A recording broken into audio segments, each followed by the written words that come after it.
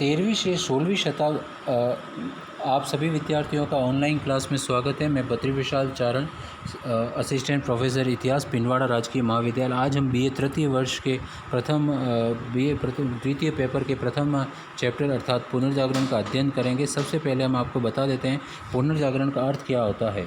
13वीं से 16वीं शताब्दी के मध्य में यूरोप में एक नवीन प्रकार की प्रवृत्ति का उदय हुआ, जिसमें मनुष्य ने विज्ञान व तर्क के आधार पर सोचना प्रारंभ किया। वह धर्म की बेड़ियों से आज़ाद हुआ। विज्ञान, कला, चित्रकला सभी क्षेत्रों में एक नवीन प्रवृत्तियों का उदय हुआ, जिसने यूरोप को मध्यकाल से निकालकर आधुनिक युग में एक आधुनिक सोच का एक आधुनिक परिप्रेक्ष्य में रखा, जिसे हम पुनर्जागरण के नाम से जानते हैं। पुनर्जागरण की प्रमुख विशेषता थी, यह एक बौद्धिक आंदोलन था। कला एवं साहित्य में मानवतावादी भावनाओं और संवेदनाओं की प्रखर अभिव्यक्ति हुई। मध्यकालीन संकीर्ण अंधविश्वासों के बंधनों से व्यक्ति को मुक्ति मिली। धर्मनिरपेक्ष एवं वैज्ञानिक दृष्टिकोण का विकास हुआ। जिज्ञासा की प्रवृत्ति और भौतिकवाद की प्रवृत्ति, जो वैज्ञानिक तर्कवाद से प्रवृत्ति का निर्माण हुआ। हम उन कारणों को जानना चाहेंगे कि जिन कारणों से पुनर्जागरण संभव हो पाया। इसके लिए मुख्यतः 5 कारण उत्तरदायी थे। पहला था कुस्तुनितिया पर तुर्कों का अधिकार 1453 में।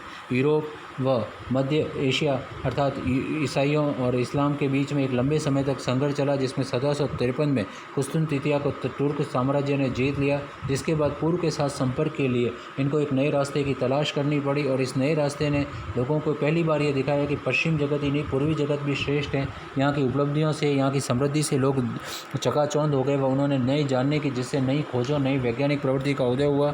दूसरा है धर्मयुद्ध एवं अरबों से यूरोप का संपर्क। तीसरा व्यापारिक एवं वाणिज्यिक गतिविधियाँ। चौथा कागज एवं मुद्रण यंत्र का आविष्कार। पाँचवा विशाल मंगोल साम्राज्य, पूर्वी व पश्चिमी साम्राज्यों का विलय। इस समय एक नई प्रवृत्ति का उदय हुआ, जिसको मानवतावाद या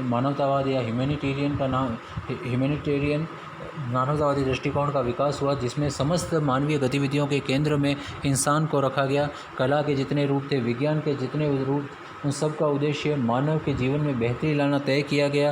विभिन्न प्रकार के आविष्कार हुए, जिसमें मुद्रण यंत्र का आविष्कार सबसे प्रमुख था। मुद्रण यंत्र के आविष्कार ने किताबों को बड़े पैमाने पर छापना संभव बनाया, जिससे किताबें आम लोगों को सस्ती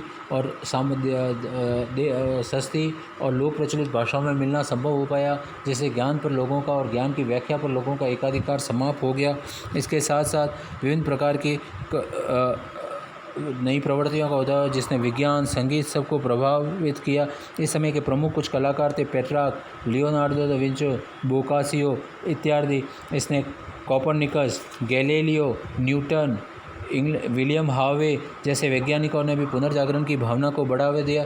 पुनर्जागरण का प्रभाव, पुनर्जागरण के चलते यूरोप में एक नवीन प्रवृत्ति का उदय हुआ। यूरोप मध्यकाल से निकलकर आधुनिक युग में प्रविष्ट हुआ। धर्म का स्थान व्यक्ति ने ले दिया। एक व्यक्तिवादी सोच का विकास हुआ, जिसमें समाज का उद्देश्य व्यक्ति को बंधनों से मुक्त कर व्यक्ति के जीवन में सर्वश्रेष्ठ चीज़ों की प्राप्ति को बनाया गया। अब एक नए प्रकार के राष्ट्रीय राज्यों का उदय हुआ, जिसमें राज्य इससे मुक्त राज्य चर्च के इफेक्ट से, प्रभाव से मुक्त होना चाहते हैं। और साथ ही पूंजीवाद की प्रवृत्तियों ने, जिसने आगे जाके वाणिज्यवाद को जन्म दिया, उदय हुआ। धन्यवाद।